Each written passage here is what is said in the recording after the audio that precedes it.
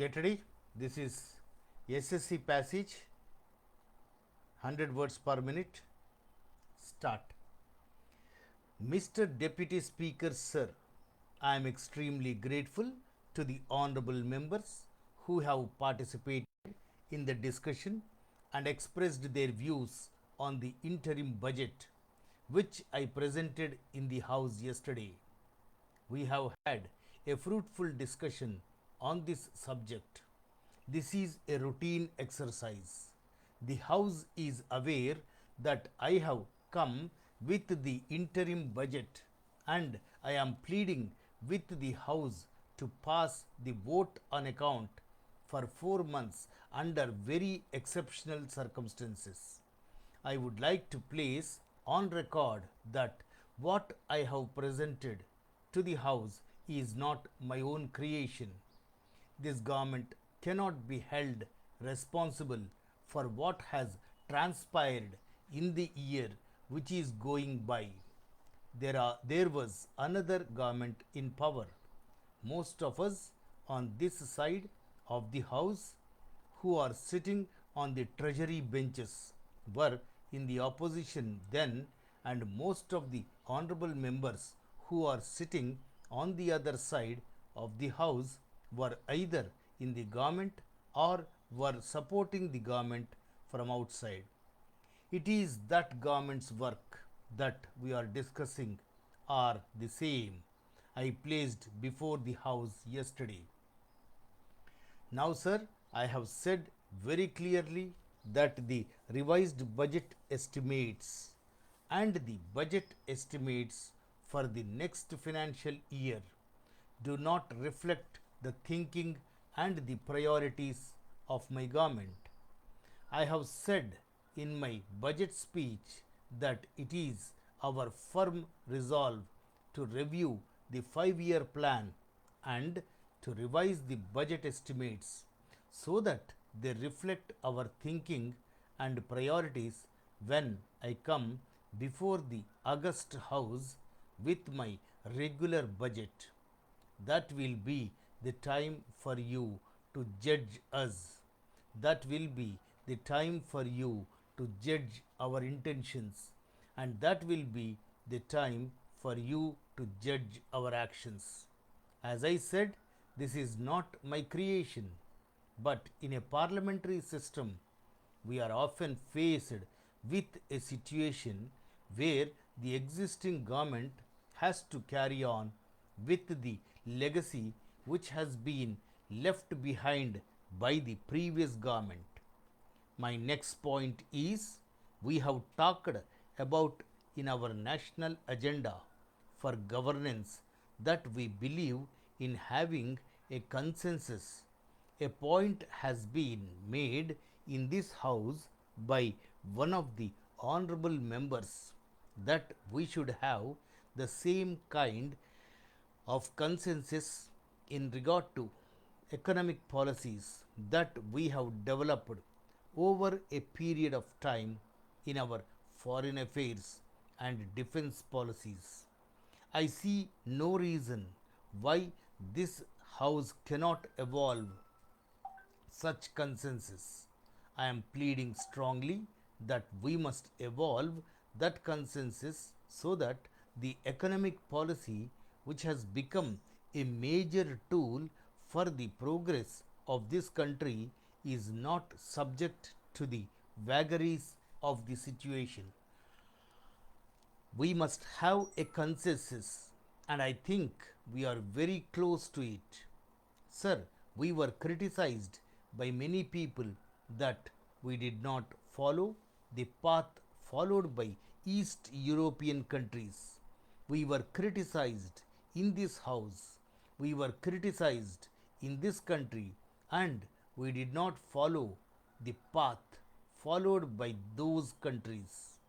There was a thinking at that point of time that it was the best model of development. That model of development was collapsed. Then we were told that the countries of South Asia were the best models of development, and India should follow those models of development. Now, they too have collapsed today. They are going round the world with begging bowl.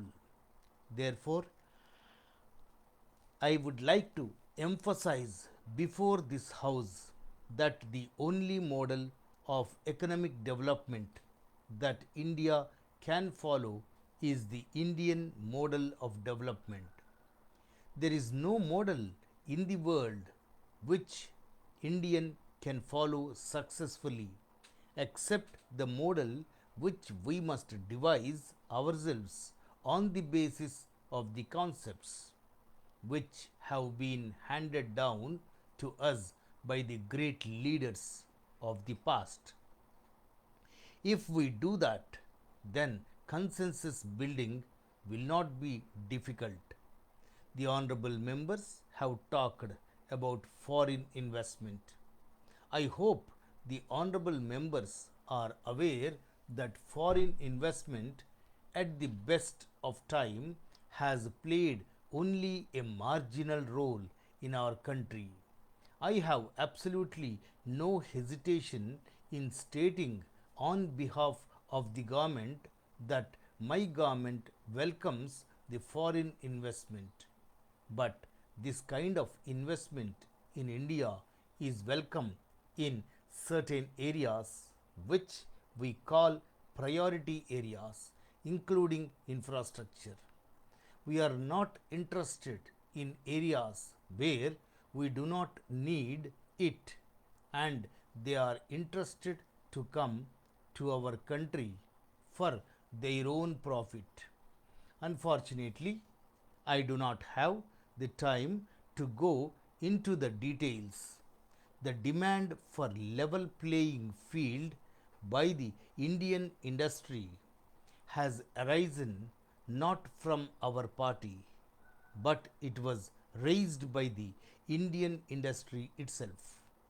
I am not saying that we believe in the level playing field also, but I have said, and I would like to say on the floor of this House, that this government should not accord to the foreign investors any privilege or any concession which is not available to the Indian industry.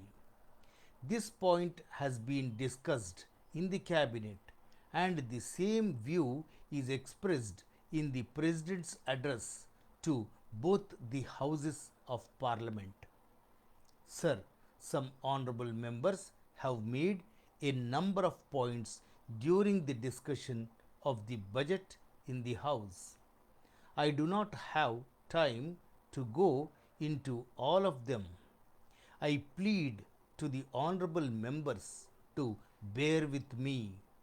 I have not taken all the points which have been made, and I will be able to clear the position of my government on those points when I will present the budget of my government in the next session. In that budget, our government's thinking for the development of the country may be seen in every field, especially for the poor people who live below the poverty line and farmers of the country. Sir, with these few words, I conclude my speech and request the honorable members of this House to pass this interim budget. At last, I thank you for giving me an opportunity to speak.